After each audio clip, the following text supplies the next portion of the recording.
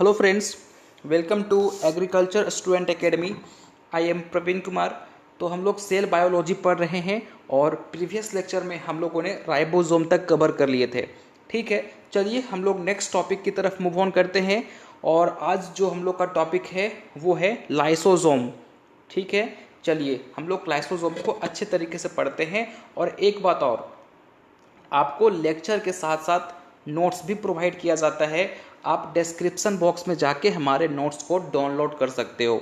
ठीक है, चलिए हम लोग लाइसोसोम को पढ़ते हैं। सबसे पहले आपको यहाँ पे एक फोटोग्राफ दिख रहा है। इस फोटोग्राफ को आप ध्यान से देखिए। यहाँ पे आपको क्या बतलाया गया है, ये एक सेल है।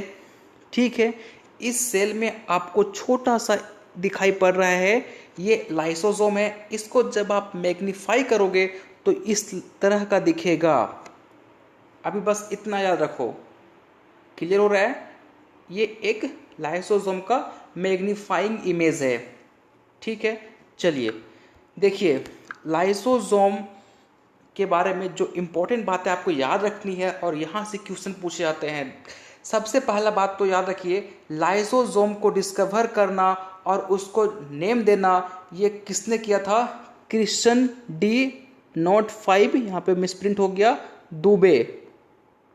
आपके पड़ोस वाले रामेश्वर प्रसाद दुबे नहीं। ठीक है, ये इनका नाम था क्रिश्चियन डी दुबे। ये एक बेल्जियन साइटोलॉजिस्ट थे। ठीक है, तो पहला पॉइंट क्लियर हो गया कि लाइसोसोम को डिस्कवर करना और उसको लाइसोसोम नाम देना ये किसने किया था? क्रिश्चियन डी दुबे ने किया था।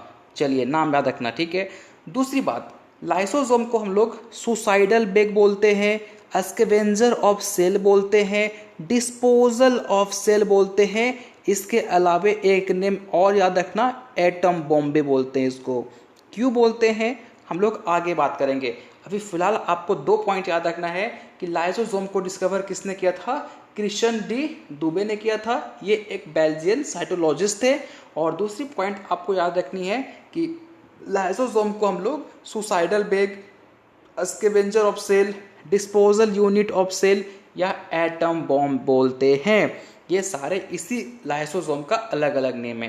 क्लियर होता है यहाँ तक? चलिए दूसरा पॉइंट भी क्लियर हो गया। तीसरा पॉइंट पे आते हैं, it is a single membrane bond cell organelle. जबकि आपका राइबोसोम में मेम्ब्रेन लेस था, उसमें एक भी मेम्ब्रेन नहीं थे। लेकिन लाइसोसोम में एक मेम्ब्रेन पाया जाता है, सिंगल मेम्ब्रेन पाया जाता है, याद रखना। ठीक है, और इसमें हाइड्रोलाइटिक इंजाइम भरे होते हैं, जैसा कि मैंने आपको दिखाया था फिगर में। ये देखिए फिगर को ध्यान से, ये एक मेम्ब्रेन है। ठीक है, एक मेम्ब्रेन दिखाई पड़ रहा है आपको, और इसमें भरा होता है हाइड्रोलाइटिक इंजाइम। ठीक है, ये दिखाई पड़ रहा है ना, ये पूरा हाइड्रोलाइटिक इंजाइम होता है। तो बाहर एक लेयर होता है और लाइसोसोम के अंदर हाइड्रोलाइटिक इंजाइम भरे होते हैं। क्लियर हो गया यहाँ तक? चलिए बोलता क्या है, ये पॉइंट काफ़ी इंपॉर्टेंट है। पूछा क्या है, in plant cell lysosome absent. बिल्कुल सही बात है, प्लांट सेल में आपका लाइसोसोम नहीं होता है। मेरी बात ध्यान से सुनिए, प्लांट सेल में लाइसोसोम नहीं होता है। तो आप बोलोगे सर प्लांट सेल में लाइसोसोम नहीं होता है, तो लाइसोसोम के फंक्शन को कौन परफॉर्म करता है? तो वैक्यूल परफॉर्म करता है। मैं फिर से रिपीट कर रहा हूँ, प्लांट सेल में लाइसोसोम अब्सेंट होता है और लाइसोसोम के फंक्शन को परफॉर्म करता है आपका वैक्यूल। क्लियर होता है? वैक्यूल क्या होता है हम लोग अगले लेक्चर में बात करेंगे डिटेल में। अभी फिलहाल इतना याद रखो कि प्लांट जो सेल होती है उसमें लाइसोसोम नहीं होता है, और लाइसोसोम के फंक्शन को कौन परफॉर्म करता है? वैक्यूल परफॉर्म करता है। चलिए ये 4 बातें आपके लिए काफ़ी इंपॉर्टेंट थी। आई होप आपको समझ में आ गया होगा। चलिए आगे मूव ऑन करते हैं। ये देखो हम लोग क्यों बोल रहे थे उसको एटम बम? लाइसोसोम को हम लोग बोले ना एटम बम, क्यों बोल रहे थे? देखो एकदम लग रहा है कि नहीं एटम बम है। अब क्यों बोले? भाई साहब इसके पास इतना ज़्यादा मात्रा में एंजाइम होता है, इतना ज़्यादा मात्रा में एंजाइम होता है कि अगर किसी सेल में ये फट जाए ना तो पूरे सेल को डिस्ट्रॉय कर सकता है, पूरे सेल को डाइजेस्ट कर सकता है। ठीक है, इसलिए हम लोग बोल रहे थे इसको एटम बम। ठीक है, और अब बताओ इसके पास ये बहुत सारे एंजाइम हैं, ये जहाँ फटेगा पूरे सेल को बर्बाद कर देगा। तो इसका सबसे जो इम्पोर्टेंट पॉइंट आपको याद रखना है कि इसका जो सेल मेम्ब्रेन होता है वो थोड़ा सा टफ होता है, ताकि ये लाइसोसोम जहाँ पर वहाँ फट ना जाए। किसी स्पेसिफिक पोजीशन पे या जहाँ पे हमको इसकी ज़रूरत होगी वहाँ पे ये अपने आप को डिस्ट्रॉय करे। ठीक है, जैसे कि आपको मैं आप एग्जांपल देता हूँ कि जैसे सपोज किसी सेल का डीएनए खराब हो गया, ठीक है, और उस सेल में बहुत ज़्यादा चांस है कि कैंसर हो जाएगा। तो उस केस में क्या करते हैं, ये लाइसोसोम को वहाँ ले जाके छोड़ देते हैं और ये लाइसोसोम क्या करता है, वहाँ पे ब्लास्ट कर जाता है। जब वो ब्लास्ट करेगा तो वो सेल डिस्ट्रॉय हो जाएगी, डाइजेस्ट हो जाएगी, वो सेल अपने आप को सेक्रीफाइस कर देगी। दैट मीन्स कि लाइसोसोम के पास कैपेबिलिटी होता है पूरे सेल को डिस्ट्रॉय करने का। ठीक है, क्योंकि इसके पास हर एक तरह का एंजाइम होते हैं। जैसे आपके सेल में डीएनए है तो डीएनए के डाइजेस्ट करने का एंजाइम इसके पास होता है। आरएनए प्रेजेंट है तो आरएनए को भी डाइजेस्ट करने का एंजाइम इसके पास प्रेजेंट होता है, आरएनएज। प्रोटीन प्रेजेंट है तो प्रोटीन को भी डाइजेस्ट करने वाले एंजाइम प्रोटीएज इसके पास प्रेजेंट होता है। ठीक है, मतलब इसके पास हर एक एंजाइम प्रेजेंट होते हैं जो कि मोर देन सफिशिएंट होते हैं किसी सेल को डाइजेस्ट करने के लिए। यहाँ तक क्लियर हुआ? आगे बढ़ें। देखिए, अब हम लोग पढ़ते हैं कि हम लोग एंजाइम की बातें कर रहे थे, तो इसमें कौन कौन सा एंजाइम प्रेजेंट होता है थोड़ा सा इसके बारे में हम लोग समझ लेते हैं। ठीक है, देखो लाइसोसोम में 50 डिफरेंट टाइप्स के एंजाइम प्रेजेंट होते हैं। आपका डीएनएज होगा, आरएनएज होगा, प्रोटीएज होगा, लाइपेज होगा, कार्बोहाइड्रेज होगा। ठीक है, हर एक मतलब 50 अलग अलग एंजाइम आपके लाइसोसोम में प्रेजेंट होते हैं। दे आर हाइड्रोलाइटिक एंजाइम, जैसे कि आपका हाइड्रोलेज हो गया, डाइजेस्टिव एंजाइम प्रेजेंट होते हैं, क्लास 3 एंजाइम प्रेजेंट होते हैं, आपके डीएनएज प्रेजेंट होते हैं, आरएनएज प्रेजेंट होते हैं, प्रोटीएज प्रेजेंट होते हैं। ठीक है, क्लियर हुआ यहाँ तक? आगे देखते हैं। ये एंजाइम अपने आप को एक्टिव कब करेंगे भाई? ये एंजाइम एक्टिव कब होंगे? जब ये एसिडिक मीडियम में जाएंगे। दैट मीन्स कि लाइसोसोम के अंदर जो एंजाइम प्रेजेंट होते हैं उसको एक्टिव होने के लिए एसिडिक मीडियम चाहिए। जहाँ पे एसिडिक मीडियम होगा ये अपने आप को एक्टिव कर लेंगे। इसलिए हम लोग इसको क्या बोलते हैं? Acidic hydrolase. भूलना मत, हम लोग लाइसोसोम को एसिडिक हाइड्रोलेज इसलिए बोलते हैं क्योंकि इसके एंजाइम तभी फंक्शन करेंगे जब आप इसको एसिडिक मीडियम प्रोवाइड करोगे। ठीक, अब पीएच याद रखना। इसके पीएच जो है लाइसोसोम के जो एंजाइम होते हैं ना, उसका पीएच 4.6 to 5 होता है। किसी किसी बुक में 5 लिखा होता है। ठीक है, तो मोस्टली 4.6 to 5 होता है, किसी किसी बुक में 5 भी लिखा होता है, तो कंफ्यूज मत करना। ठीक है, चलिए, lysosome are highly pleomorphic. Very very important. Lysosome का कोई एक अपना फिक्स स्ट्रक्चर नहीं होता है। ठीक है, ये अपने फंक्शन के अकॉर्डिंग अपने शेप को चेंज कर लेते हैं। मेरे बात ध्यान से सुनिए, मैंने क्या बोला आपको कि लाइसोसोम का अपना कोई भी स्ट्रक्चर नहीं होता है जिसके थ्रू आप लाइसोसोम को डिफाइन कर सको कि इसका स्ट्रक्चर ऐसा होता है। ऐसा कोई इसका कैरेक्टरिस्टिक्स नहीं है। लाइसोसोम का अपना कोई खुद का स्ट्रक्चर नहीं होता है। अकॉर्डिंग टू फंक्शन ये अपने स्ट्रक्चर को चेंज करते रहता है। ठीक है, तो इसी को बोलते हैं प्लीरोमॉर्फिक, कि मतलब इसका अपना खुद का कोई स्ट्रक्चर नहीं है, ये अपना स्ट्रक्चर को बदलते रहता है अकॉर्डिंग टू देयर फंक्शन। यहाँ तक क्लियर हुआ? ठीक है, चलिए नेक्स्ट हम बात करते हैं टाइप्स ऑफ एंजाइम। ध्यान से समझना। ठीक है, देखो टाइप्स ऑफ लाइसोसोम ना, टाइप्स ऑफ लाइसोसोम जो है वो हमारे 4 तरह का लाइसोसोम होता है। प्राइमरी लाइसोसोम, सेकेंडरी लाइसोसोम, ठीक है, रेसिडुअल और फेगोसाइटिक। ये हमारे 4 तरह का लाइसोसोम होता है। सबसे पहला हम लोग समझते हैं प्राइमरी लाइसोसोम क्या होता है। पहले आप मेरी बात को सुनो, उसके बाद हम लोग समझते हैं क्या लिखा हुआ है। देखो प्राइमरी लाइसोसोम क्या होता है भाई? ये आपका गोल्गी कॉम्प्लेक्स है। ठीक है, ये आपका क्या है? गोल्गी कॉम्प्लेक्स है। तो गोल्गी कॉम्प्लेक्स जो है आपको पता है, मैं आपको बताऊंगा जब एंडोप्लाज्मिक रेटिकुलम, मैंने आपको पढ़ाया नहीं है, जब पढ़ाऊंगा तो बताऊंगा। एंडोप्लाज्मिक रेटिकुलम जो है वो गोल्गी कॉम्प्लेक्स को बनाता है। गोल्गी कॉम्प्लेक्स जो है वो लाइसोसोम को बनाता है। तो जब गोल्गी कॉम्प्लेक्स लाइसोसोम को बनाएगा तो उसको हम लोग क्या बोलते हैं भाई? प्राइमरी लाइसोसोम और इसमें बहुत सारे हाइड्रोलाइज एंजाइम प्रेजेंट होते हैं, मैंने बताया था ना आपको। तो ये क्या है आपका प्राइमरी लाइसोसोम, ये क्या है गोल्गी कॉम्प्लेक्स। आए समझ में?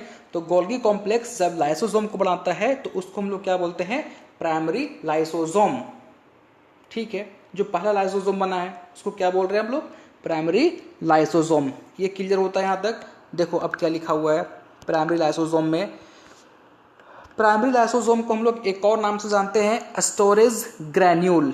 ठीक है, बोलता है they are newly formed lysosome from Golgi body या गोल्गी कॉम्प्लेक्स। ठीक है, जब गोल्गी कॉम्प्लेक्स अपना नया लाइसोसोम बनाएगा तो उसको हम लोग बोलेंगे प्राइमरी लाइसोसोम या स्टोरेज ग्रैन्यूल। इसमें जो they contain enzyme in form of granule, ये जो है इंजाइम को ग्रैन्यूल के फॉर्म में स्टोर किए रहते हैं। ठीक है, लेकिन याद रखना इसके पास कैपेसिटी नहीं होती है कि ये डाइजेस्ट कर सके। इंजाइम तो होते हैं लेकिन कैपेसिटी अभी नहीं होती है, ये अभी डाइजेस्ट सेल को नहीं कर सकते हैं। ठीक है, इंजाइम और present in inactive stage. Enzyme तो होता है लेकिन ये एक्टिव नहीं होता है, इनएक्टिव स्टेज में होता है, इसलिए ये सेल को डाइजेस्ट प्राइमरी लाइसोसोम के फॉर्म में नहीं कर सकते हैं। क्लियर होता है यहाँ तक? चलिए अब हम लोग बात करते हैं सेकेंडरी लाइसोसोम के ऊपर। ठीक है देखो सेकेंडरी लाइसोसोम को हम लोग डाइजेस्टिव वैक्यूल भी बोलते हैं, हेट्रोफेगोसोम भी बोलते हैं। नाम याद रखना, सेकेंडरी लाइसोसोम को हम लोग डाइजेस्टिव वैक्यूल या हेट्रोफेगोसोम भी बोलते हैं। अब नाम से ही क्लियर होता है डाइजेस्टिव मतलब सेकेंडरी लाइसोसोम डाइजेशन का परफॉर्म कर सकता है। देखिए अब मेरी बात ध्यान से सुनो, पहले फोटोग्राफ के थ्रू समझते हैं सेकेंडरी लाइसोसोम क्या होता है, उसके बाद हम लोग लिखा हुआ पढ़ेंगे। ठीक है, देखिए यहाँ तक समझ में आ रहा है ना भाई? कोई डाउट नहीं ना है? डाउट होगा तो आप मुझे कमेंट बॉक्स में पूछ सकते हो। देखो ये आपका सेल मेम्ब्रेन है। ठीक है भाई, ये आपका गोल्गी कॉम्प्लेक्स है, समझने का प्रयास करो, है ना। और आपको पता है गोल्गी कॉम्प्लेक्स बनाया प्राइमरी लाइसोसोम को और इसमें एंजाइम भरे हुए हैं। ठीक है, अब यहाँ देखो बाहर में फूड प्रेजेंट है, आपके सेल मेम्ब्रेन के बाहर फूड प्रेजेंट है। ये फूड को अंदर ले सेल मेम्ब्रेन के अंदर ले लिया। ठीक है, इसको हम लोग बोलेंगे फेगोसाइटोसिस, है ना। ये सेल मेम्ब्रेन को अंदर ले लिया, क्या बोलेंगे इसको फेगोसाइटोसिस। अब देखिए ये नीचे गया और क्या बन गया फूड वैक्यूल। इसको हम लिख दे रहे हैं, शॉर्ट में लिख दे रहे हैं। ठीक है, फूड वैक्यूल। और ये क्या है आपका प्राइमरी लाइसोसोम। अभी तक मैंने क्या क्या हुआ देखो, ये आपका गोल्गी कॉम्प्लेक्स है, गोल्गी कॉम्प्लेक्स बनाया प्राइमरी लाइसोसोम को। और ये क्या है आपका सेल मेम्ब्रेन, और सेल मेम्ब्रेन के बाहर फूड प्रेजेंट था, इस फूड को इन्होंने अंदर लिया, इसको बोलेंगे फेगोसाइटोसिस। और अंदर आके क्या बन गया ये फूड वैक्यूल बन गया। ठीक, ये दोनों आपस में फ्यूज करेंगे और फ्यूज करके एक बड़ा सा स्ट्रक्चर बनाएंगे, इसको हम लोग बोलेंगे secondary lysosome. This is a secondary lysosome. आया समझ में? फूड वैक्यूल और प्राइमरी लाइसोसोम। ठीक है, प्राइमरी लाइसोसोम आपस में मिलेंगे, फ्यूज करेंगे और फ्यूज करके सेकेंडरी लाइसोसोम को बनाते हैं। क्लियर हुआ? यहाँ तक क्लियर हुआ या नहीं हुआ? चलिए अब आपको पता चल गया होगा कि सेकेंडरी लाइसोसोम कैसे बनता है और इसके पास कैपेसिटी होता है कि ये डाइजेस्ट कर सकता है सेल को। ठीक है, ये सेल को डाइजेस्ट कर सकता है। ठीक है, तो प्राइमरी लाइसोसोम सेल को डाइजेस्ट नहीं कर पाता है, सेकेंडरी लाइसोसोम सेल को डाइजेस्ट कर पाता है। यहाँ पे देखिए अब क्या लिखा हुआ है, These are formed by fusion of primary lysosome और फेगोसोम। ठीक है, मैंने बताया आपको अभी digestion occur and digested food pass into cytoplasm. यहाँ जो आपका सेकेंडरी लाइसोसोम होता है वो फूड को डाइजेस्ट कर सकता है और जो फूड को वो डाइजेस्ट कर लेता है उसको वो भेज देता है साइटोप्लाज्म में, ताकि बाकी सेल ऑर्गेनल को फूड मिल सके। यहाँ तक क्लियर हुआ? चलिए अब बात करते हैं हम लोग थर्ड टाइप के लाइसोसोम को, जिसका नाम है रेसिडुअल बॉडीज़। देखिए अब हम लोग बात को आगे बढ़ाते हैं, ठीक है। यहाँ पे देखिए इस फिगर को अच्छे तरीके से। यहाँ तक हम लोगों ने बातें की थी कि भाई साहब गोल्गी कॉम्प्लेक्स प्राइमरी लाइसोसोम को बनाता है, और फूड जब अंदर आ गया इस प्रोसेस को बोलते हैं फेगोसाइटोसिस। फेगोसाइटोसिस बाद में बन जाता है फूड वैक्यूल, और फूड वैक्यूल और प्राइमरी लाइसोसोम मिलके बनाते हैं सेकेंडरी लाइसोसोम। अब सेकेंडरी लाइसोसोम जो है वो क्या करेगा, डाइजेशन में पार्टिसिपेट करेगा, और ये हो जाएगा डाइजेस्ट। तो ये हमारे पहुंच गया, डाइजेस्ट होके कहाँ पहुंच गया, सेल में, आपका साइटोप्लाज्म में पहुंच गया, ठीक है। सेकेंडरी लाइसोसोम डाइजेशन किया और वो जो फूड डाइजेस्ट हो गया वो कहाँ पहुंच गया, साइटोप्लाज्म में पहुंच गया। अब ऐसा तो नहीं होगा ना कि 100% फूड डाइजेस्ट हो जाएगा, या फिर कुछ ऐसे भी चीज़ होंगे जो डाइजेस्ट नहीं हो पाएंगे, तो वो बच जाएंगे और वो स्टोर होते हैं। देखो ये आपका बच गया, ये डाइजेस्ट नहीं हो पाया, तो इसी को हम बोलते हैं भाई साहब रेसिडुअल बॉडीज। इसको क्या बोलेंगे हम लोग, रेसिडुअल बॉडीज, जो कि डाइजेस्ट नहीं हो पाया, ठीक है। आया समझ में? देखो तो यही बोल रहा आपका, इसको हम लोग टर्सरी लाइसोसोम भी बोलते हैं, ठीक है। फिर इसको हम लोग टीलो लाइसोसोम बोलते हैं, टर्सरी लाइसोसोम बोलते हैं, तो नाम अलग अलग है, ठीक है। Lysosome containing undigested material, this is very important. Lysosome जो अनडाइजेस्टेड मटेरियल को रखा है, जो डाइजेस्ट नहीं हो पाया, उसको हम लोग बोलते हैं residual bodies. Undigested material are eliminate by exocytosis. देखो अब जो फूड डाइजेस्ट नहीं हो पाया उसको हम लोग बाहर करेंगे कि नहीं करेंगे, सेल में छोड़ नहीं देंगे ना, तो वो एक्सोसाइटोसिस के माध्यम से वो क्या हो जाएगा, सेल में चिपकेगा और फिर वहाँ से वो बाहर निकल जाएगा, ठीक है। आया समझ में? अब देखो 4 टाइप का जो है आपका ऑटोफेजिक लाइसोसोम या साइटो लाइसोसोम्स या ऑटोफेगोसोम्स, तीनों एक ही का नाम है। ऑटोफेजिक बोलिए या साइटोलाइसोसोम बोलिए या ऑटोफेगोसोम बोलिए, ठीक है। देखो ये क्या होता है, digestion of its own cell organelle. क्या हुआ, जैसे सपोज इमेजिन करो कि जब आपने देखा होगा, पहले तो आप इसका मतलब समझो, ऑटोफेजिक लाइसोसोम क्या होता है। ऑटो का मतलब खुद का, फेजिक का मतलब इंगल्फ करना। तो कभी कभी लाइसोसोम क्या करता है, अपने ही सेल ऑर्गेनल को इंगल्फ करने लगता है, उसी को वो खा लेता है, तो इसी को हम लोग बोलते हैं ऑटोफेजिक लाइसोसोम। जैसे कि एग्जांपल देखिए, जब आपका फ्रॉग जो है वो टेडपोल फॉर्म में होता है तो उसके टेल होंगे, आपने ऑब्जर्व किया होगा कि जब फ्रॉग टेडपोल के फॉर्म में होता है तो उसमें टेल प्रेजेंट होता है, बट जब ये फ्रॉग एडल्ट हो जाता है तो ये टेल अब्सेंट हो जाता है। क्यों? क्योंकि इस टेल को लाइसोसोम ने क्या किया, इंगल्फ कर लिया, डाइजेस्ट कर लिया, ठीक है। आया समझ में?